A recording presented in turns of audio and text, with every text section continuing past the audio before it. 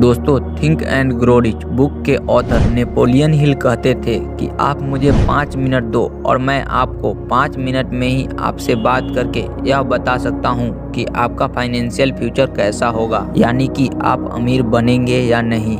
और यह बात वे इतने यकीन के साथ इसलिए कह पाते थे क्योंकि उन्होंने अपनी लाइफ के पूरे 20 वर्ष अमीर लोगों की साइकोलॉजी, माइंडसेट, लाइफस्टाइल की अध्ययन करने के बाद थिंक एंड ग्रो रिच, सोचो और अमीर बनो नामक पुस्तक लिखा। और यह बुक कुछ ही समय में दुनिया के टॉप 10 बेस्ट सेलिंग बुक में शामिल हो गई। इस बुक में ऑथर नेपोलियन हिल ने बताया है कि कैसे आप सोचने से अमीर बन सकते हैं, क्योंकि इस दुनिया में किसी भी काम को करने के लिए सबसे पहला चरण उस काम को करने के बारे में सोचना होता है। उस काम में सफलता पाने के लिए काम को करना ये तो बाद का चरण है। तो चलिए अब हम मेन टॉपिक की ओर बढ़ते हैं और इस बुक में बताई गई बातों को अच्छे से समझने की कोशिश करते हैं। Number 1, burning desire. इस दुनिया में हमें किसी भी काम को करने के लिए और उस काम में सफलता पाने के लिए सबसे पहले उस काम के बारे में हमें एक प्रबल इच्छा के साथ सोचना होता है कि ये चीज मुझे चाहिए तो चाहिए, इस फील्ड में मुझे सक्सेस चाहिए तो चाहिए और मैं इस काम को करके रहूंगा। ऑथर बताते हैं कि असंभव नाम की कोई चीज नहीं होती और आपका आधा काम तो सिर्फ सोचने से ही हो जाता है, क्योंकि अधिकतर लोग तो सोचते भी नहीं हैं। ऑथर ने इस बुक में खुद अपने पुत्र का उदाहरण देते हुए बताया है कि उनका पुत्र जन्म से ही गूंगा और बहरा था, जो कभी बोल नहीं सकता था, लेकिन ऑथर ने अपनी प्रबल इच्छा शक्ति, सोच और मेहनत से इस असंभव काम को भी संभव कर दिखाया।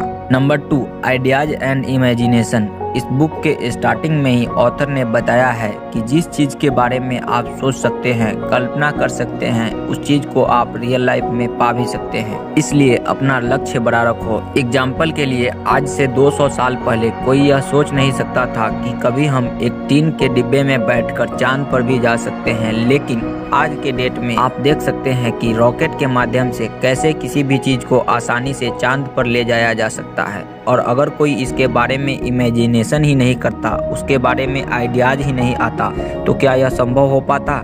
यस या नो में आंसर जरूर दे।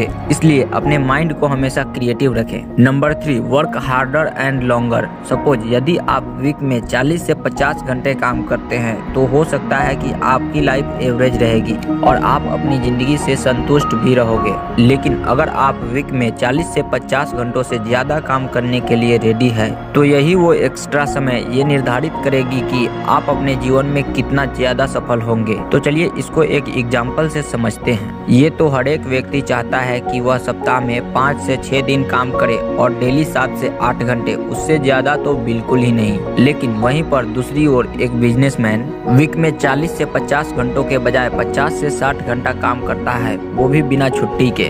और फिर एक दिन ऐसा भी आता है कि जब वे महीने भर भी छुट्टी कर ले तो भी उनको कोई फर्क नहीं पड़ता, क्योंकि उन्होंने अपना पैसिव इनकम सोर्स बना रखा है। Number 5, ability of decision making. Author Napoleon Hill Henry Ford से सबसे ज्यादा प्रभावित थे, क्योंकि उनमें यह एक विशेष गुण था कि वे कोई भी निर्णय लेने के बाद पीछे मुड़कर नहीं देखते थे। इसलिए ऑथर ये भी बताते हैं कि सफलता प्राप्त करने के लिए आपको टालम टोल नहीं करना चाहिए, प्रोक्रेस्टिनेशन जैसी चीजों को पूरी तरह से अवॉइड करना चाहिए, बल्कि आपके अंदर डिसीजन मेकिंग की भरपूर क्षमता होनी चाहिए। यही नहीं, ऑथर ये भी कहते थे कि डिसीजन लेने में एक ताकत की जरूरत होती है जो बहुत कम लोगों में मिलती है। इसलिए यदि आपने कोई डिसीजन लिया है तो इसके बाद कैसी भी समस्या क्यों ना आए, पीछे नहीं हटिए। ये नहीं सोचिए कि अब ये मेरे से नहीं हो सकता, बल्कि ये सोचिए कि इस काम को मैं और किस किस तरीके से बेहतर तरीके से कर सकता हूँ। प्रॉब्लम को अच्छे तरीके से समझिए और फिर उसका सॉल्यूशन निकालिए। तो दोस्तों, ये था think and grow rich book का समरी पार्ट 1, क्योंकि इस बुक में बताई गई पूरी बातों को एक ही वीडियो में समझाना बहुत ही मुश्किल है। वीडियो ज्यादा लंबी हो जाएगी, इसलिए अगर आप इस बुक का समरी नंबर पार्ट 2 चाहते हैं तो कमेंट करना ना भूलें और साथ ही साथ इस चैनल को सब्सक्राइब करना ना भूलें।